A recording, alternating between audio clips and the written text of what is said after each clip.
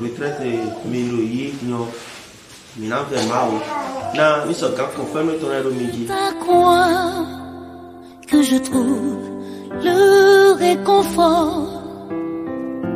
Je n'ai plus peur de rien quand je suis blottie dans tes bras. C'est au pied de ta croix que je trouve le réconfort.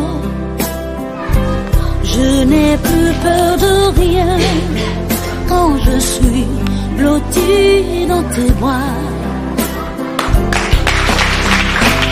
Assoiffé de ton nom qui me redonne la vie. Celle qui fait valoir ses droits à la retraite depuis le 1er juin est une dame humble. Une dame humble qui mérite. Si j'avais un pouvoir, elle devait être décorée. Quand tu me parles, je t'entends et je crois. C'est au pied de ta croix que je trouve le réconfort.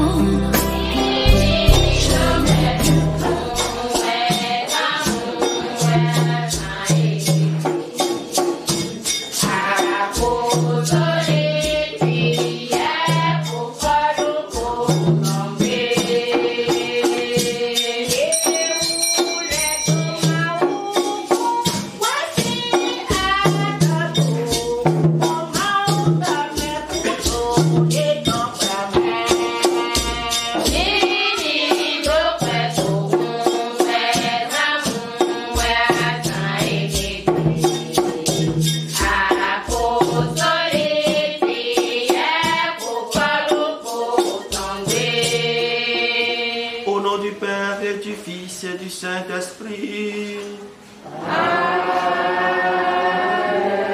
La grâce de Jésus, notre Seigneur, l'amour de Dieu le Père et la communion de l'Esprit Saint soient toujours avec vous. Et avec votre esprit. On fait une garouette. Et m'a dit, mais on béazon, cacablon, cacablon, il retraite, cabi. Afada huema ya atiche mozo tro bele yo no anwa kaka bo yi retraite kawi bo onyo ho bo du retraite lo ni lo o deni le wa tiche ji retraite Miloyi nyo mina vraiment na mi so ka confirmer ton aide midi retraite lo ma yin azona disi retraite na mi et maï a offert ça sur retraite non la messie sur retraite non jomio sur retraite non mais pourquoi dire là que il y a oui toi aussi ça est donc ta main ni ce quand il au point ton lèvre to bibe a aussi ça on peut nous ma auto nous peut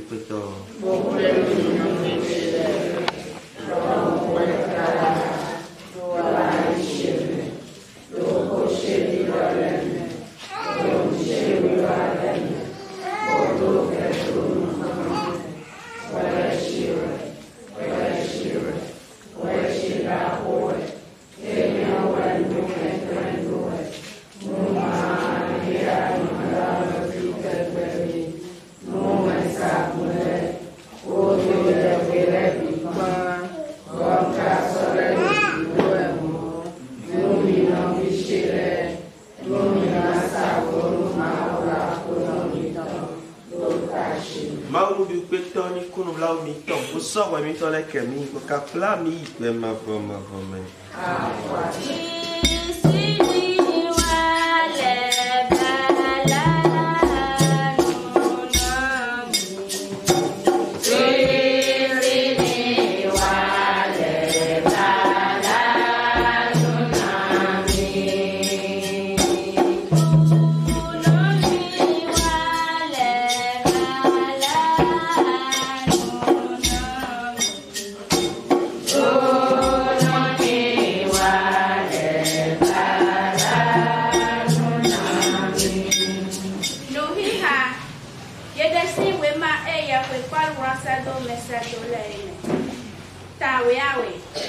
Encore nous comptons.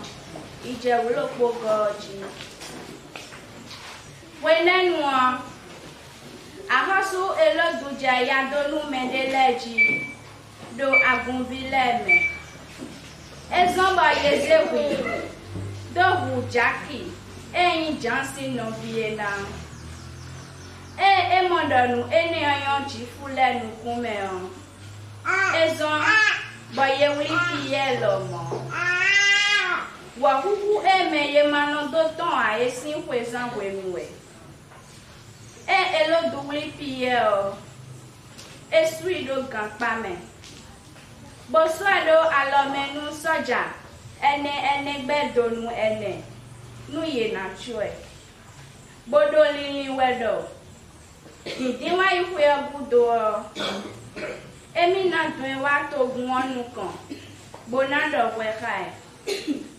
Lo wenu piye do ganho. Agwona do de ko esien do tatome. Poso ba elodu na kla piye wato gwonu kan. Bonado wekai. Piye do amlodo wesame. Do soja we tentin. Wula we ye doe. Bo soja de vole kadote do honji. Bodo gakpa ochowe. Azondo po wensagun akruno ton do po akweton. Bo we ziza hondo kome. Wensagun kada lo piye ou. Bo fuen. Lo bodo. Si te haun. Bo ulole bi je isi alotan. Wensagun kadonido. So goji blanu tu esi.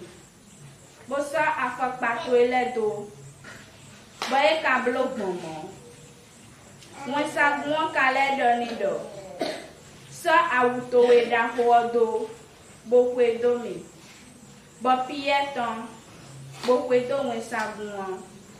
Lo Nwe wawe wensagun de yo. Piye di donu gbowe ya. Eve dodo nu mo we emi de si. Yeze saja nu konton lewu. Bo zewe go lewu. Bo ije gan honji. Hono ede dodo. Bo hundo nu kan yetan. Bo yemle alide dido. Azon lo po. Wensagun kajo piye do. Piye kamo edeme. Bodo. Mmo ganji dindo. Akruna wensagun tondo. Bo wa homindo elodu. Bodo nuwe no te kon wechi fule de bosi. Kwe akruna doene. Nido kwe mama. Sample poye kale pone.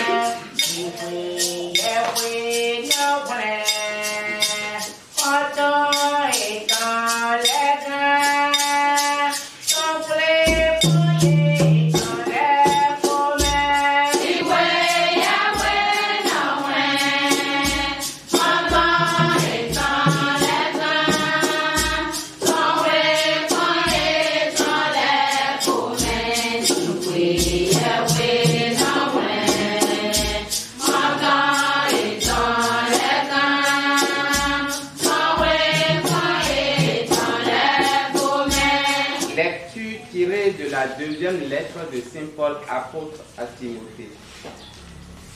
Chapitre 4, versets 6 à 8, puis 17 à 18. Pour moi, voici que je suis déjà offert en libation et le temps de mon départ est arrivé. Dès maintenant, m'est réservé la couronne de justice qu'en retour me donnera le Seigneur en ce jour-là, lui le juste juge. Et non seulement à moi, mais à tous ceux qui auront aimé sa manifestation. Le Seigneur, lui, m'a assisté. Il m'a revêtu de force afin que par moi le message fût pleinement proclamé et qu'il fût entendu de tous les païens. Et j'ai été délivré de la gueule du lion. Le Seigneur me délivrera de toute entreprise perverse et me sauvera de tout pour son royaume céleste. À lui la gloire dans les siècles des siècles. Amen. Parole du Seigneur. Alléluia.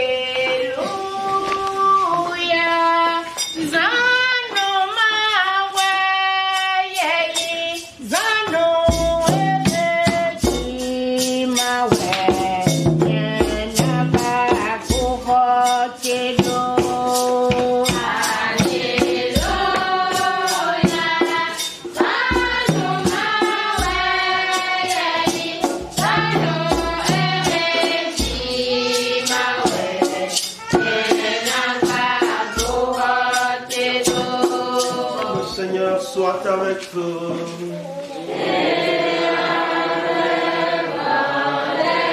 Évangile de Jésus-Christ selon saint Matthieu.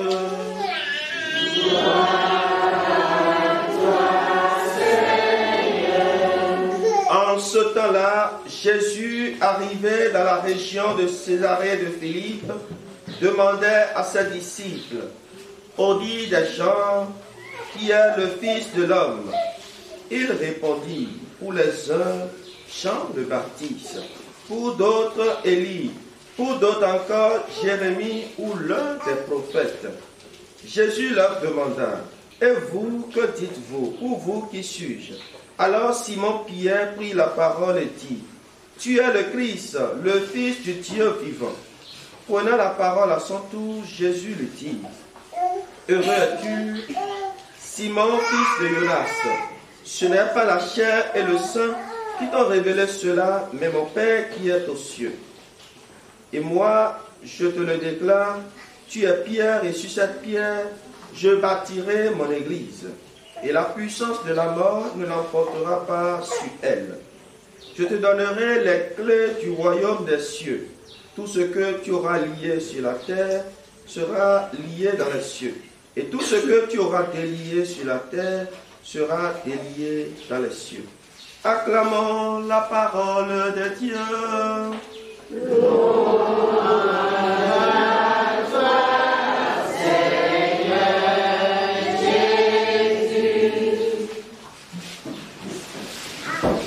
Je te donnerai les clés du royaume des cieux. Tout ce que tu auras lié sur la terre sera lié dans les cieux. Et tout ce que tu auras délié sur la terre sera délié dans les cieux. Docteur Povio, pour nous assister à quoi ni comme dans ville et Koulokwé.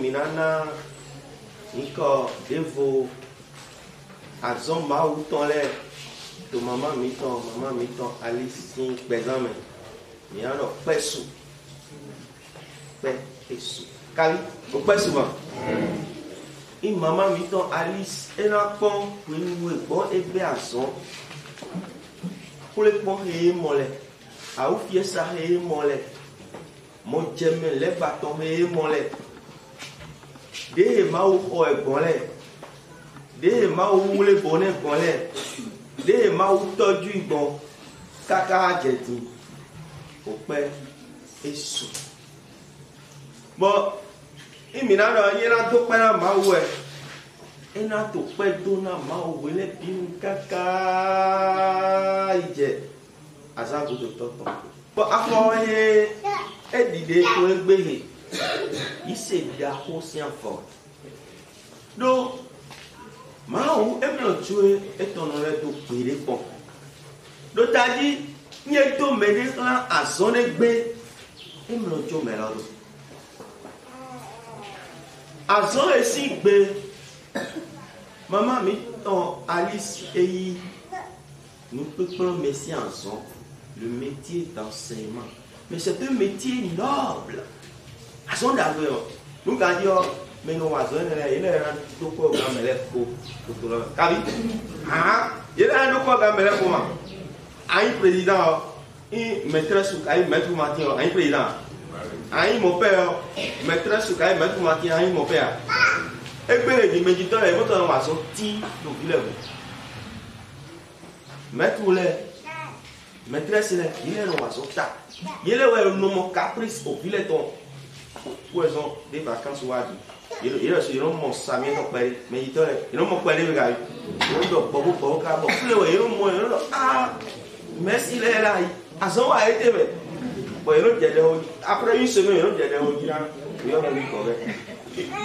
donc il est non il est pas les gars moi non il est sous il est dans le monde nous à son bon il est bien besoin le métier d'enseignement mais celui qui enseigne mais c'est celui qui donne la vie le métier d'enseignement c'est celui qui donne la vie il communique la vie bon et il est bien besoin garder tout à ouvert si à l'immobilier to nous sous les mamans si à l'immobilier Wakaka boy beheti. Il a pas fini. Et bien il y a une retraite ouais. Nous les pauvres. Alice, à son bac pour. Bon il y a pour les dîner.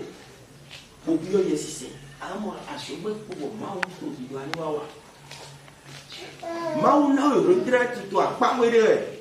Amo, à part de vous. Anso adonso. Moi bien y assister. Moi so zira. Donc, mais toi si budget, mais toi si au paie, et mais au budget si paie. À tel budget là, il y a sous quand même que les points yo fait les points yo kali. Retraite là, mais alors retraite à y mettre ouais. Amon, et mais il y a pas ça là.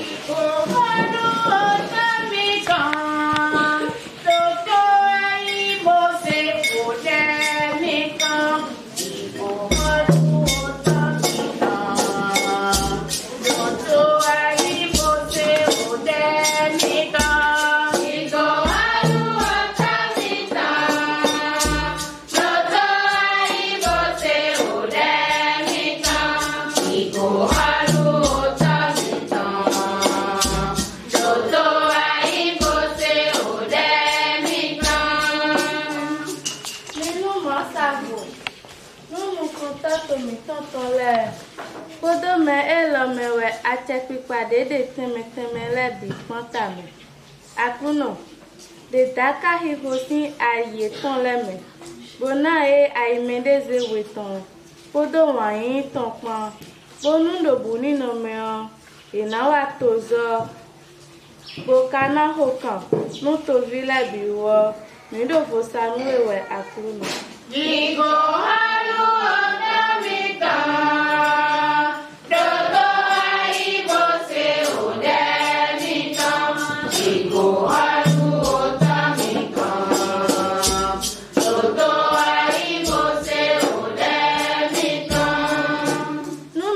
Saya nawe edede alide nuwele akuno. Wai do gbonu ye bono kwa ha e do ve ye ton leme. Eneo ina pa susu nuwe. Bona mo kan tuntun do awadi je ye ton me o mi do fo sanu we akuno. Nigo halu otamika.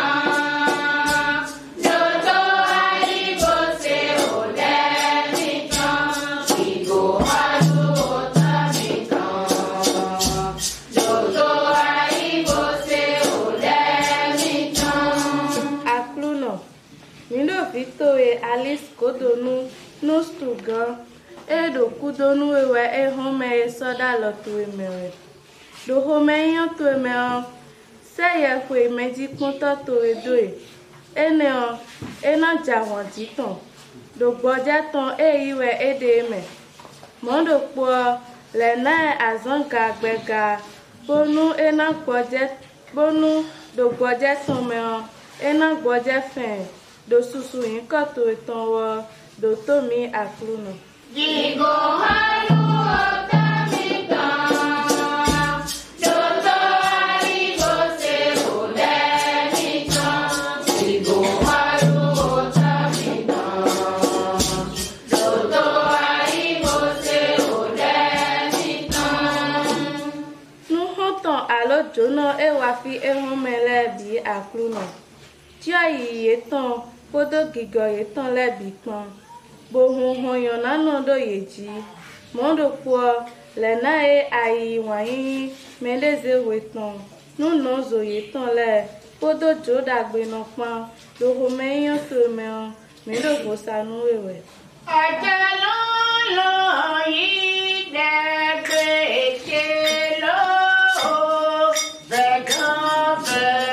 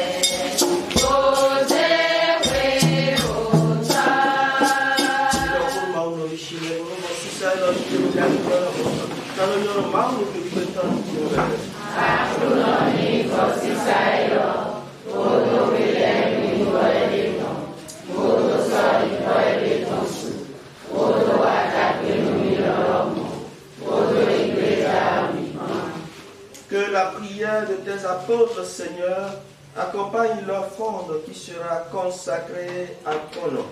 Qu'elle augmente notre ferveur envers toi pour célébrer le sacrifice. Par Jésus le Christ, notre Seigneur. Amen.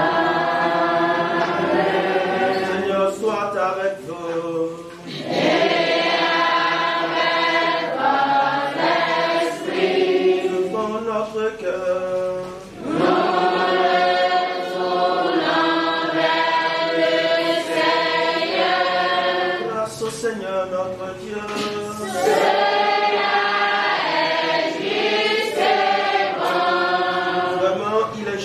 Bon pour ta gloire et notre salut, de t'offrir notre action de grâce en tout jour et en tout lieu, Seigneur Père très saint, Dieu éternel et tout-puissant.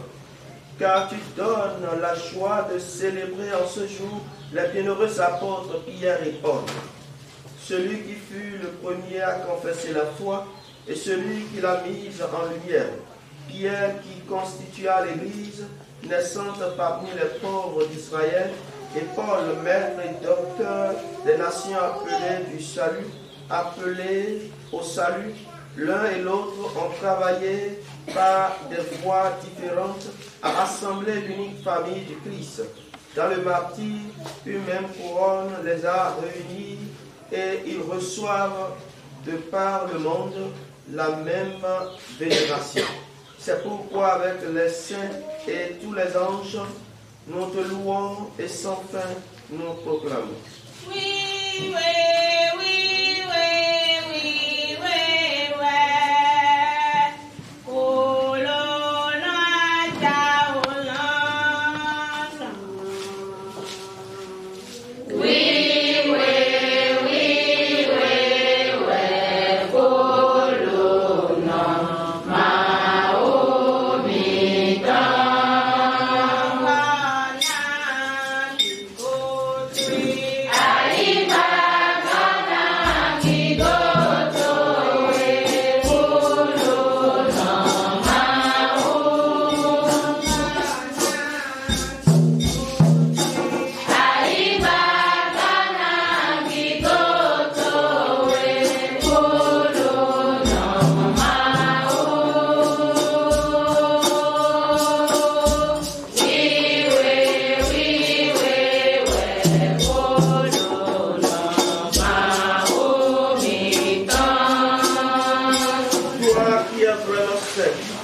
qui es la source de toute sainteté, Seigneur, nous te prions.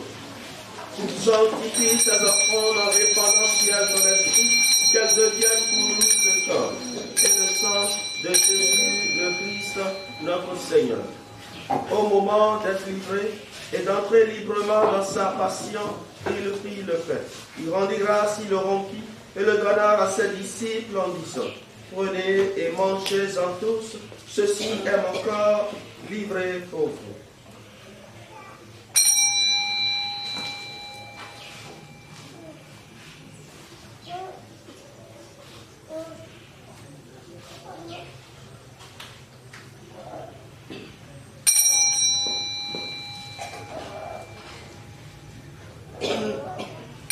De même, après le repas, il prit la coupe. De nouveau, il rendit grâce et la donna à ses disciples en disant: prenez et buvez-en tous, car ceci est la coupe de mon sang, le sang de l'alliance nouvelle et éternelle, qui sera versé pour vous et pour la multitude en rémission des péchés. Vous ferez cela en mémoire de moi.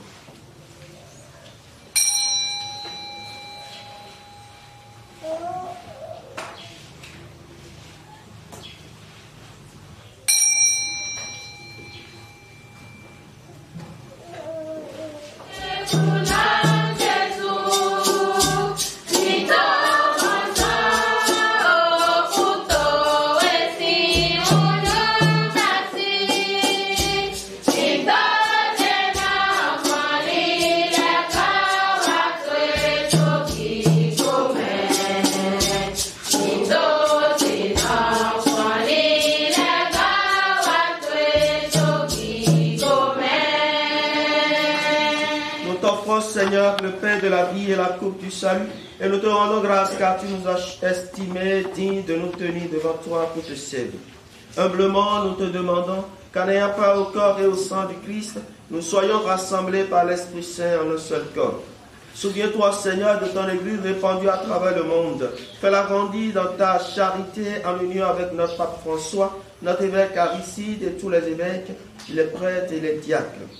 Souviens-toi aussi de nos frères et sœurs qui se sont endormis dans l'espérance de la résurrection, et souviens-toi dans ta miséricorde de tous les défunts. Accueille-les dans la lumière de ton visage. Sur nous tous, enfin, nous implorons ta bonté. Permets qu'avec la Vierge Marie, la bienheureuse Mère de Dieu, avec Saint Joseph son époux, les apôtres et tous les saints qui ont fait ta joie au long des âges, nous ayons part à la vie éternelle, et que nous chantions ta louange et ta gloire par Jésus le Christ, notre Seigneur. Par lui, avec lui et en lui, à toi, Dieu le Père Tout-Puissant, dans l'unité du Saint-Esprit, tout honneur et toute gloire, pour les siècles des siècles. Amen. Comme nous l'avons appris du Sauveur, et selon son commandement, nous osons dire: notre Père, qui es aux cieux, que ton nom soit sanctifié, que ton règne vienne, que ta volonté soit faite sur la terre comme au ciel. Donne-nous aujourd'hui notre pain de ce jour. Pardonne-nous nos offenses, comme nous pardonnons aussi à ceux qui nous ont offensés, et ne nous laisse pas entrer en tentation, mais délivre-nous du mal. Délivre-nous, Seigneur, de tout mal et donne la paix à notre temps. Soutenus par ta miséricorde, nous serons libérés de tout péché, à l'abri de toute épreuve, nous qui attendons que se réalise cette bienheureuse espérance, l'avènement de Jésus-Christ, notre Sauveur. Car c'est à toi qu'appartiennent le règne, la puissance et la gloire, pour les siècles des siècles. Seigneur Jésus-Christ, tu as dit à tes apôtres: je vous laisse la paix, je vous donne la paix. Ne regarde pas nos péchés, mais la foi de ton Église. Pour que ta volonté s'accomplisse, donne-lui toujours cette paix et conduis-la vers l'unité parfaite, toi qui vis et règne pour les siècles des siècles. Amen. Que la paix du Seigneur soit toujours avec vous. Et avec votre esprit. Frères et sœurs, dans la charité du Christ, donnez-vous la paix. Oh, les pauvres. Et notre soin,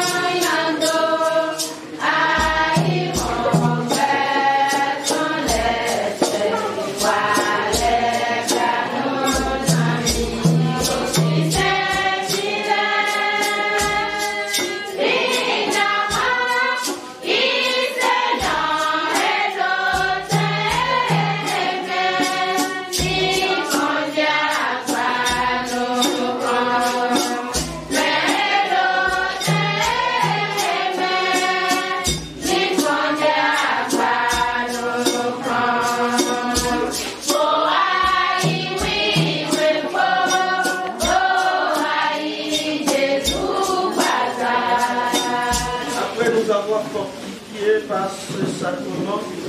Seigneur, fais-nous vivre dans ton Église comme les premiers chrétiens. Assidus à la fraction du pain et à l'enseignement des apôtres, nous serons un seul cœur, une seule âme, solidement enracinés dans ton amour. Par Jésus, le Fils, notre Seigneur.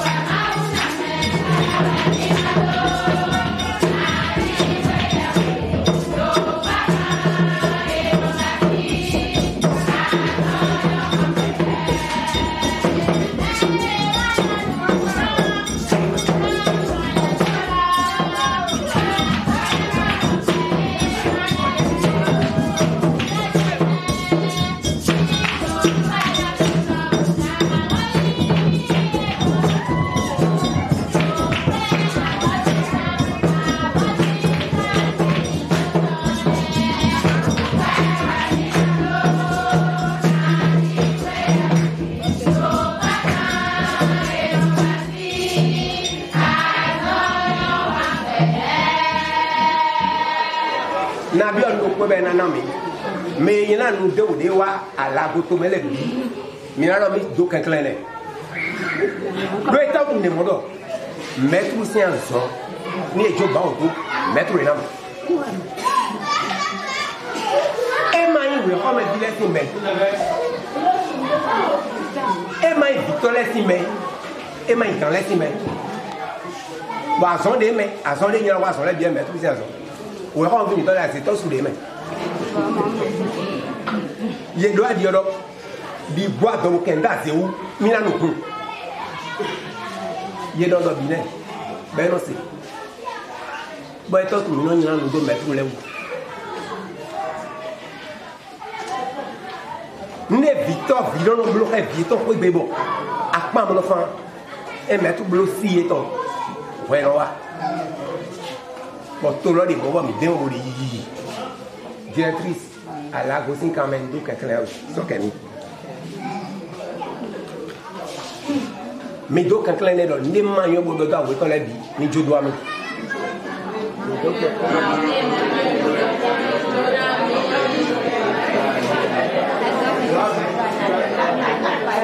Vide, mais non, donc on va me dire, attends.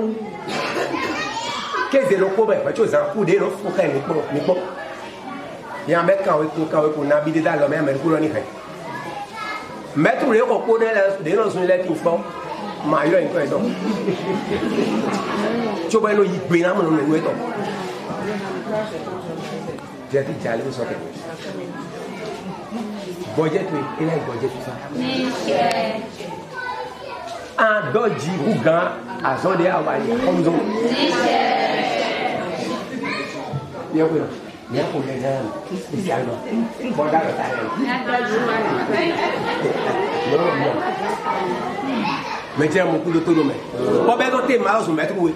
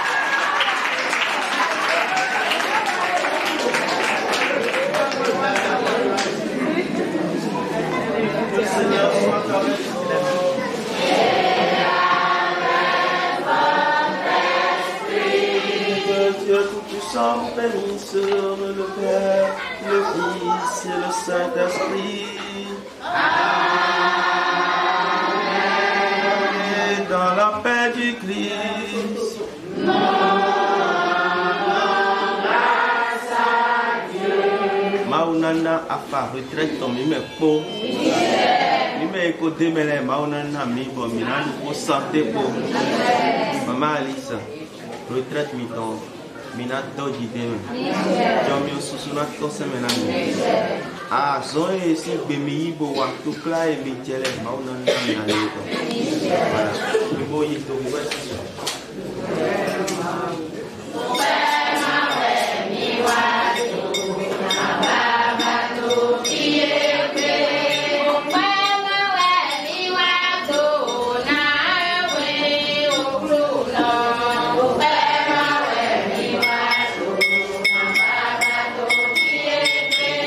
Celle qui fait valoir ses droits à la retraite depuis le 1er juin, et nous sommes en train de commémorer officiellement son entrée dans la période où l'État remet tous ses serviteurs à sa famille, est une dame humble.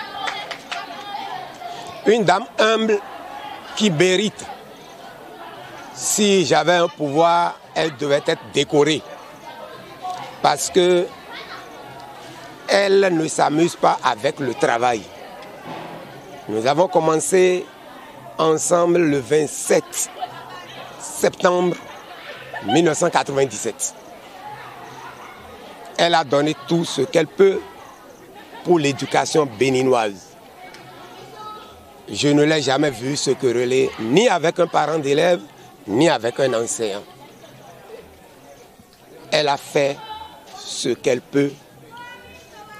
Elle a accompli avec vivacité les charges qui se trouvent dans le cahier des charges des enseignants et en particulier des instituteurs de notre pays.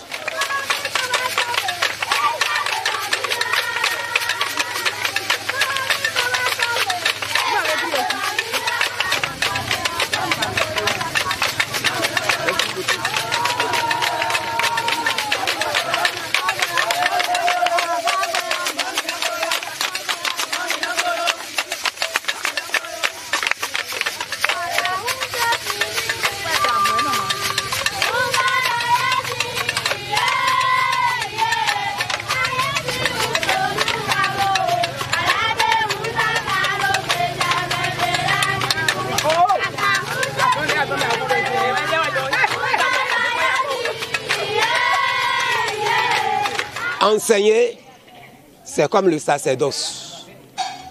On vous envoie là où vous ne voulez pas. Vous pouvez laisser vos parents, votre milieu natal très loin. Elle n'est pas de Lomé, mais elle est venue servir.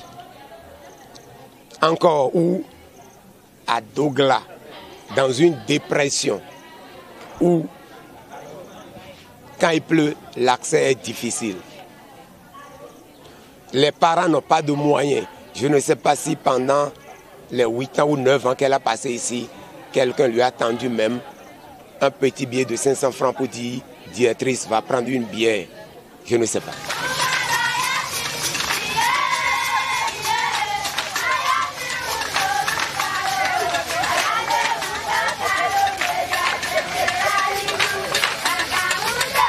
Mon frère, c'est la télé. Hein?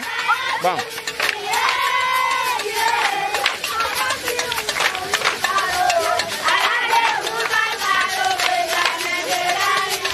Comme le sacerdoce, c'est une quoi qu'on porte. Je sais que l'enseignant est souvent sujet à des injures, calomnies, médisances. L'enseignant n'est pas ami ni de ses élèves, ni des parents d'élèves, ni de l'État même qu'il a engagé. C'est un métier que les gens qualifient d'ingrat, mais que moi je qualifie de noble.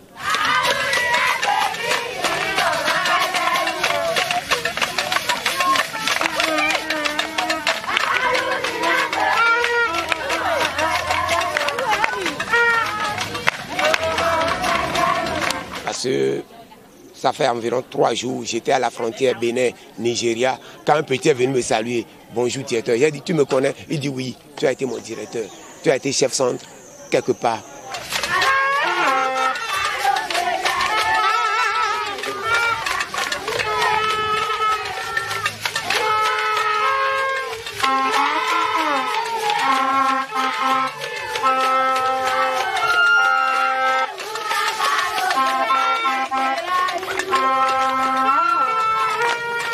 Donc partout où l'enseignant passe, l'enseignant n'a pas de vie cachée, l'enseignant n'a pas de vie privée. Mais que la population commence par reconnaître un peu la valeur de l'enseignant. Aujourd'hui, quand on trie le riz et 2 grains de riz tombent par terre, l'enseignant a volé, le directeur a volé, la directrice a volé. Il faudrait que l'État corrige son tir.